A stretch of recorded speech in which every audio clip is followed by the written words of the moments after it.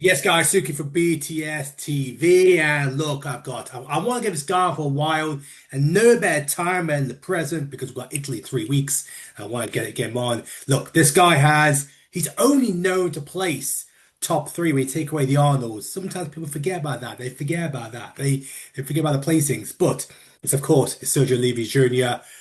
3 weeks out from Italy. How you doing, buddy? Yeah, good, man. This has easily been the best prep of my life. Thanks for having me on. I really appreciate the people that cover this sport and actually take their own personal feelings out of it. I think it's just very hard to do. Bodybuilding, you're gonna like people, you're gonna, gravitate towards certain physiques.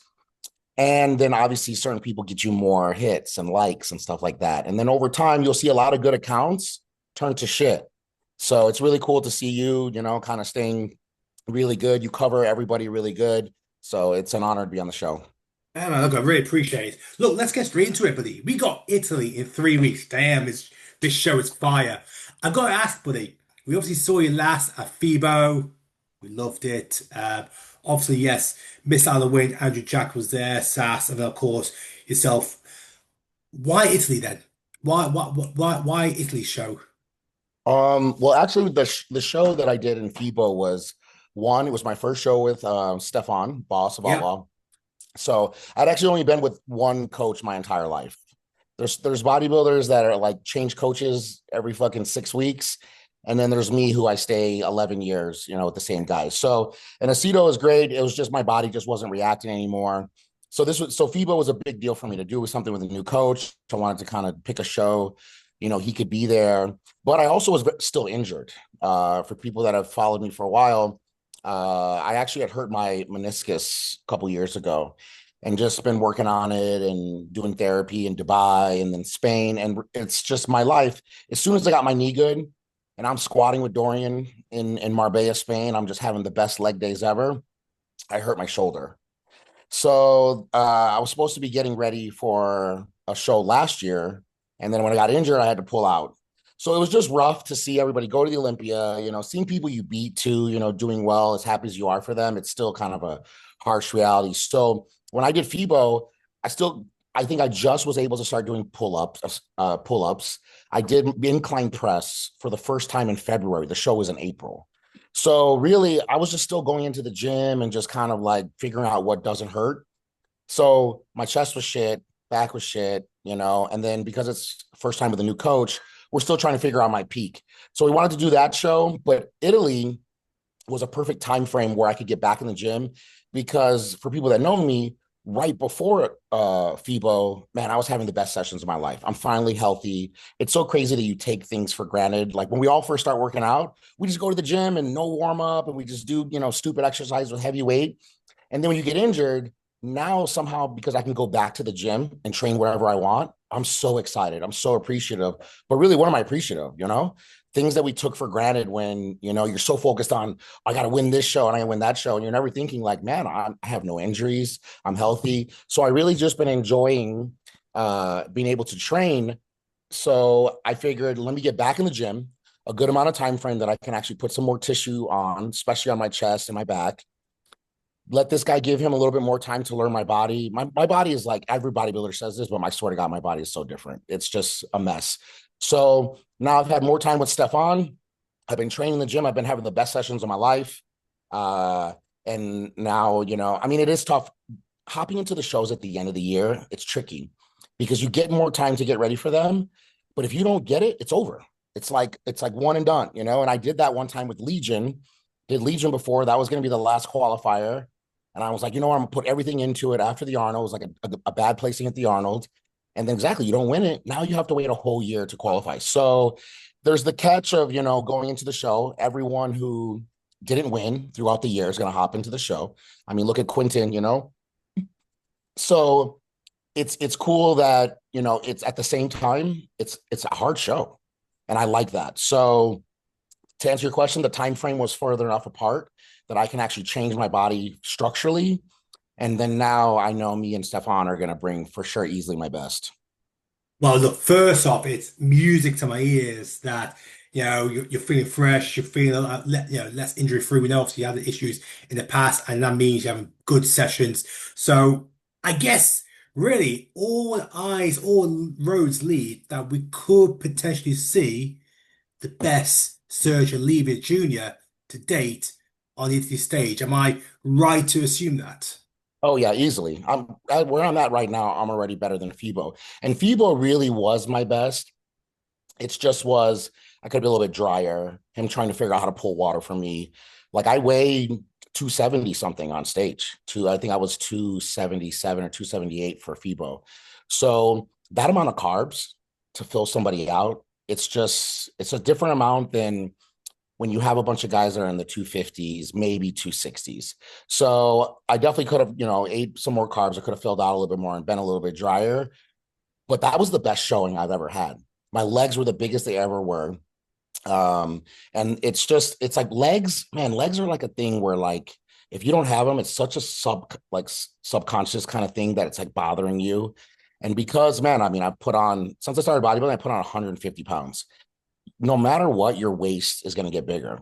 And when I'm always, no matter what, compared to the guy with the smallest fucking waist in the history of bodybuilding, it's tough to like do shows and be like, yeah, obviously your waist is going to grow a little bit, but like for Sergio Oliva Jr., no, he can't grow. His waist can't grow at all. You need to grow everything else and be 320 pounds in the off season, but everything needs to be like, Keon size where your waist is tiny. So, uh, FIBO was the best look I had, like the shape, and I felt so confident. It's the best prep I've ever had. But I have to keep premising this because I don't want people to think that, because yes, you can change a coach and it can change everything. And Stefan has honestly been such a blessing. He's super calm, he's super chill. I don't know how he responds back as fast as he does because he has a million athletes, but my life is better. And that's the biggest thing that I think as fans of bodybuilding, we don't understand because I moved to Dubai. Man, Dubai, the gear is the best fucking gear there is. You just go to a pharmacy, the gyms are the best. Like everything bodybuilding, the check marks are the best. But then I did horrible at the cow show. It was third, but I looked like shit. So it's just proof that if you don't have your personal life together, you're not going to be able, it doesn't matter what coach you have. It doesn't matter what good gear you're taking, you're training, it's a lot of people think that when a bodybuilder doesn't do well in a show, it's because the other guy outworked them. Those days are over. They've been gone for a long time. My dad used to train for 5 hours, and these guys used to have this mentality that really they're burning calories because like my dad never did cardio. They didn't understand like my dad was never on a treadmill in his life.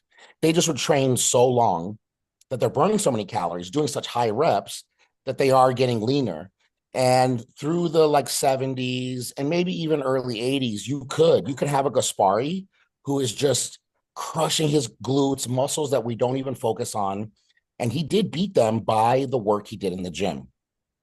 But I think the biggest pill to swallow when you start following bodybuilding today is everybody is training on a 10. Everybody is killing it. Obviously, there's bodybuilders that cheat on their diet and they're lazy. Like I'm not saying it's everybody, but the majority are fucking killing it. The difference is being able to learn your body and time it for the right time on stage. And right when I'm saying that, everyone's like, well, yeah, obviously that's bodybuilding. But it's hard when you are stressed, your cortisol is level, you're having problems with either mental health or your relationship, finances. Then you're not going to peak nothing. Then you can be like, oh, my last show I peaked perfect. But now, yeah, your life is in turmoil. So your body's not absorbing things. It's not digesting properly. It's just a lot of things. And that's been my problem, honestly, for the last couple of shows. So FIBO was the best prep I've ever had in my life because my home life was the best I've ever had. I mean, I interviewed Quinton before this and Jordan Hutchinson, and they kind of told me something similar about the importance of just having everything all stable at home, having the right environment to give you peace of mind. So when you come back from the gym, you're not going walking into chaos or anything that is going to create some sort of riot. Because last thing you need is you just need that peace to relax until the next day. Let's look ahead at Italy. You just mentioned one of the names there. We got Quinton flying over because he wants to get a ticket to Vegas. We got Mark Hector, who's from the UK, Lewis Bree from UK. We've got some other guys as well. Talking of Quinton, because of course there's a lot of hype around him, given the fact he's done the last two shows, and now he's just partnered with Samson for the next 3 weeks leading into Italy. The conversation will still be you are in the running. Like no one's ignoring that because you've been with top three in all your shows, minus the Arnold. Where do you think you potentially have the beating of Quinton, who could be going in there as one of the favorites to take the title in Italy? I'm asking this because we're expecting now to see you at your very best, which is exciting for Right. all of us to see. Right. I mean, I think it's going to be Quinn's best too. That's like that's the really cool dynamic of it. And look, there's a lot of other people actually in the show that are actually really good, and they're going to bring some mad condition. And sometimes you can have a first call out where you have shape, like Quentin. I can have some shape. Mark can have shape, but then the other maybe three guys are so shredded out of their mind, it makes the guys with shape look out of shape. So I think that's going to be the big it factor that's going to come in is how nailed these other guys are because they know that they don't have that kind of shape and lines like Quentin and Mark do. So I'm more thinking about them, honestly. I think that they're the sleepers to worry about. But to answer your question, how I think I'm going to beat Quentin is it's an easy answer because it's nothing that's his fault and there's nothing that he can do about it. I just have more muscle tissue. And I should. I'm fucking twice his age. This guy's gonna have my muscle tissue by this time next August. He's he's incredible. But because he's just younger, he's just a little just thinned out. And that's the only thing that I'm gonna be able to catch him on. Because usually if you asked me before, except for fucking people, goddamn Sasan and Andrew, like they're literally the most class symmetry, there is. Except for that show, that's usually how I catch guys. I'm always the tallest. There's no bodybuilders that are ever taller than me. Andrew jacked. I think I stood next to Big Ramy. And now Quentin. They're going to be the only people that are ever taller than me. Oh, Cedric. I went against Oh Cedric yeah. one time. So stature is a thing on stage that you don't get in necessary photos or Instagram. It's really hard. You can see it on the stage photos, but when people are getting ready for shows, it's really hard to understand stature. And someone who's taller, a lot wider, it does something on stage. And I feel like I'm one of those guys that on Instagram, I feel like I look like I'm not really that shit, you know? And actually, that's how I know I'm a bodybuilder and not an influencer because as soon as I put posing trunks on, it just flows better and it works better. But in clothes, I just feel like I'm just kind of like a lunky looking person. So that's all it's going to be. It's just going to be mature muscle, which again, this guy will have very soon. Um, and because, yeah, he's going to bring his condition. Samson's going to push him. That alone, that whole dynamic is so cool. I catch myself all the time. I have to talk about with my friends where I'm so excited because Quinton's my boy. There's a few people in the sport, and it's funny because Samson's one of them. Samson I went up to after he's training in his hotel room for the COVID show. You remember he went to like Korea or Yeah, something, yeah, yeah. ate there for 2 weeks. Just to at the end they canceled the show. I had been following him right before that. And I went up to talk to him about it. And this is when nobody gave a shit about him. And I was just telling him, like, man, I just know you're just going to be something one day. And it's the same thing I said to Quentin. And I've been saying it for a long time. People keep sleeping on him. So it's really cool to be friends with these guys. And you're like low key a fan, you know?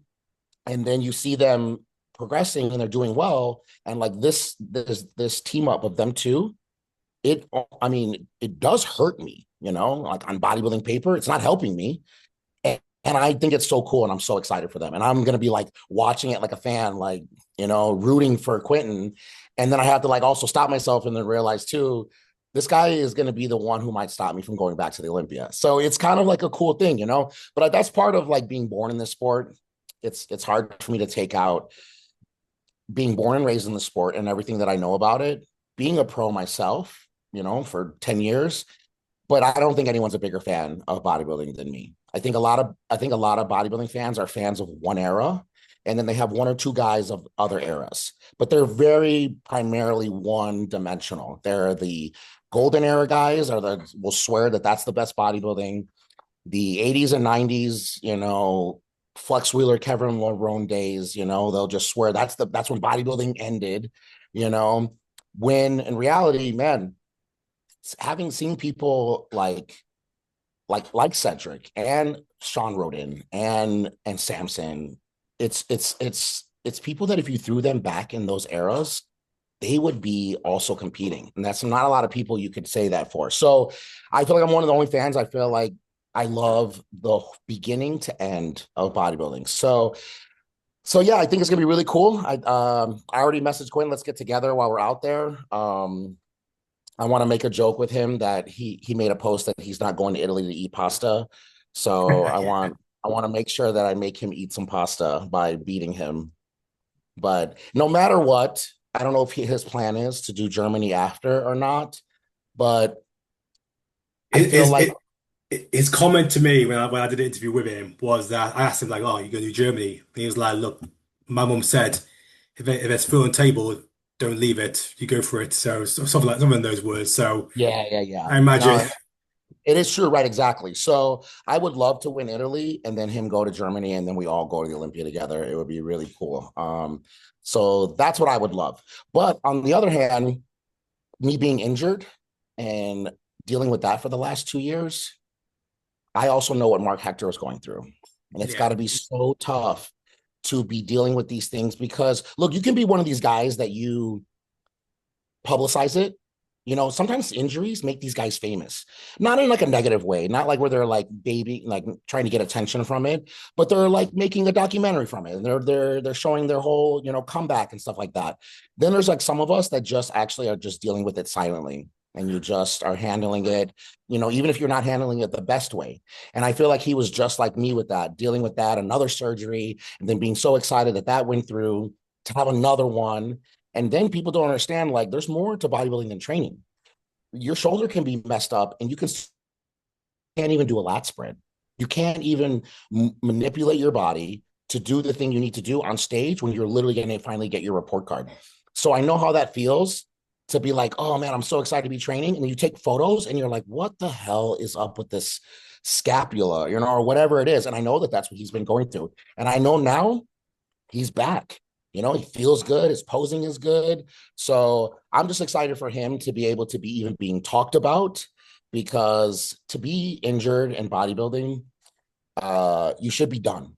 It should be the end of you. It's very hard to get injured, let people that were either you're beating or, you're at level with continue to progress while you watch them. And how are you going to catch up to them and pass them? yeah. It's, it's just tough. You can do it. Look, I won't finish off this because you mentioned this a few times, and you mentioned right at the start that picking your shows towards the end means really it's one strike or two strikes you're out because you've only got a couple of shows to make the Olympia. But you just said that as well. What'll be great is I win my qualification in Italy, Quinn goes to Germany, he gets his ticket. Happy days, we're off to Olympia together. How important is it for you to get the Olympia qualification? Yeah, it's everything, man. I know. It's like I just saw um what's the guy that got second at the Masters? Sinclair or something like that. Yeah, I think yeah. I just did a post about it this yeah, morning. yeah, yeah. And he just made a post that, because he's mad about the show. And he was saying that he just wanted the money. And that if they would have told him, you're gonna not get your Olympia qualification, he's like, yeah, that would have been fine. I'll literally give up all the fucking money to go to the Olympia. I just can't even imagine thinking about money.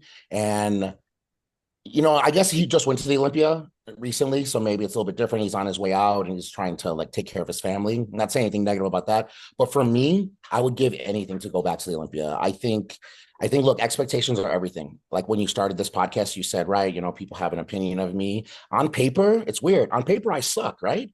I suck, but I only podiumed every show, and every show that I do, like look at FIBO.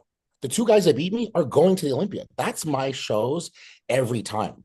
Whoever except when I lost to Sean Clarita, it was 100 pounds less than me. Other than that, everyone who beats me is going on to the Olympia and doing well. I'm not losing to some chumps, but I also have expectations for myself. And that's what is the most important. Everyone else's expectations, it really, I could give a shit.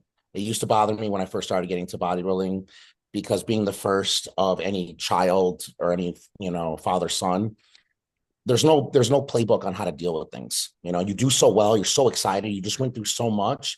Like I can go through depression, divorce, come out of a show and kill it, and all I hear about is how horrible I am.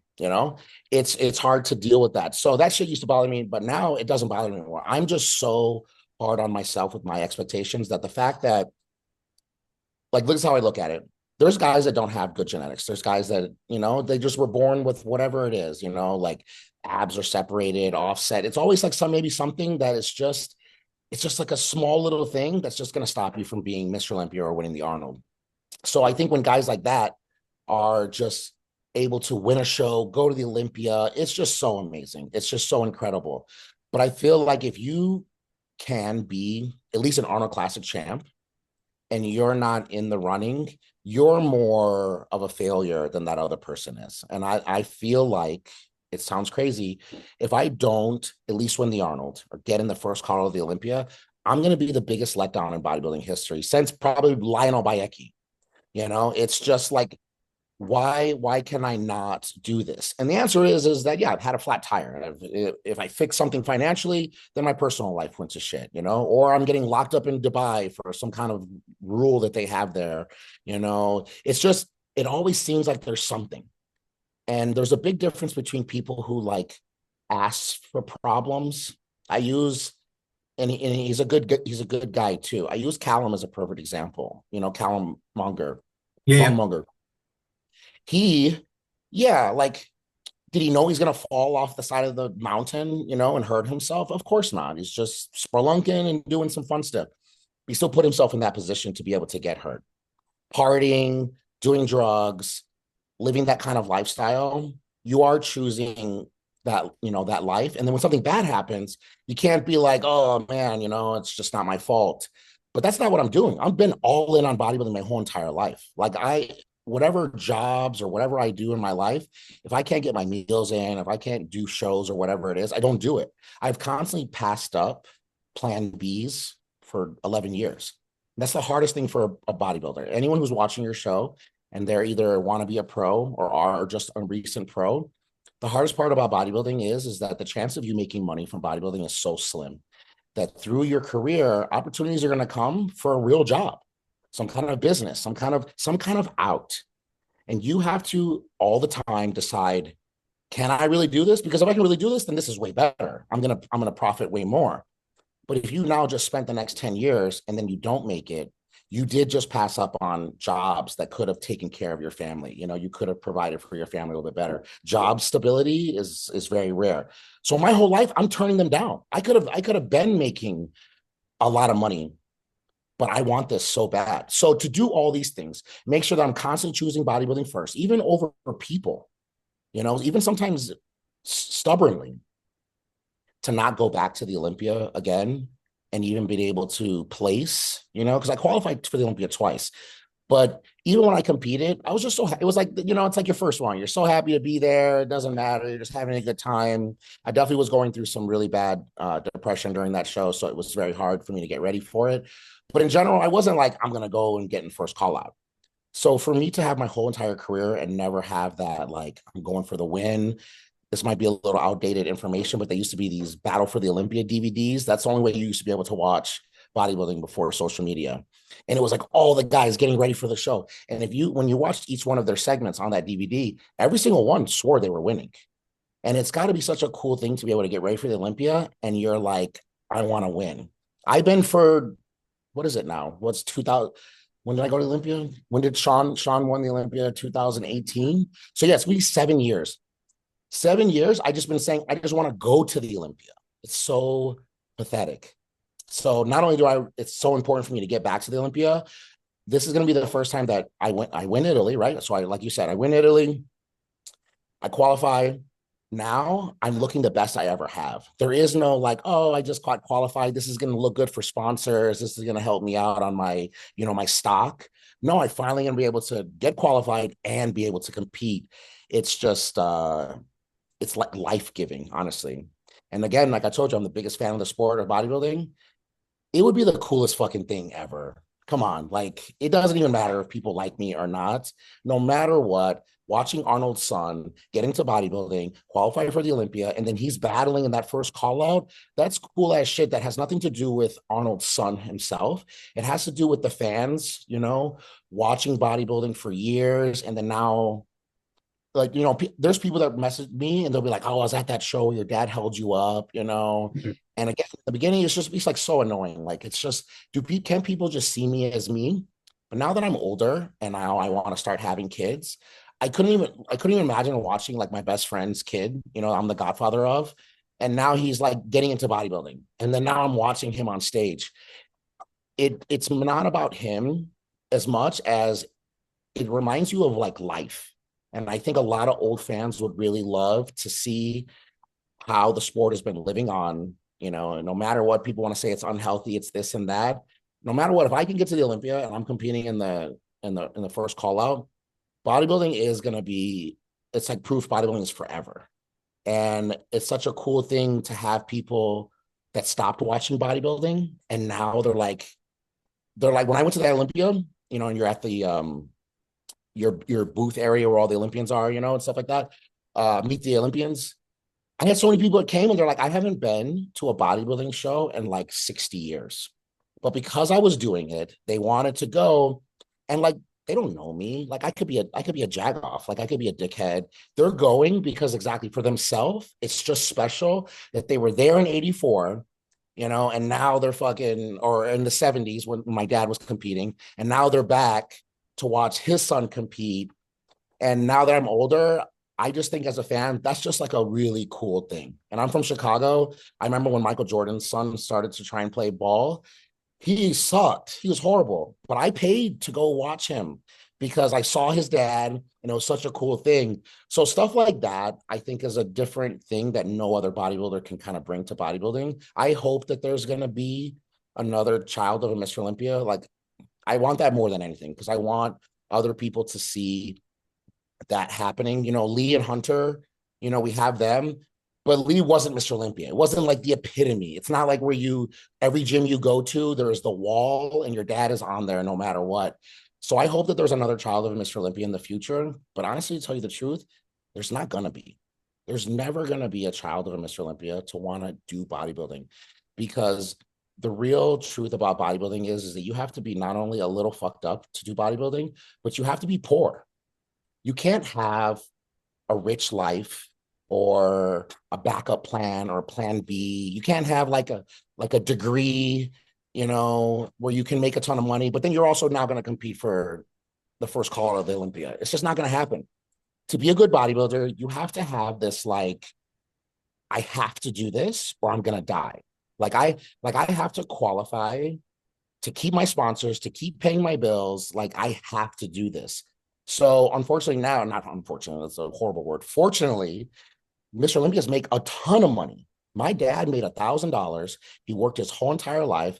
I grew up poor and I wanted to get into bodybuilding. I wanted to like create something on my own, no team sport. And I want to get rich.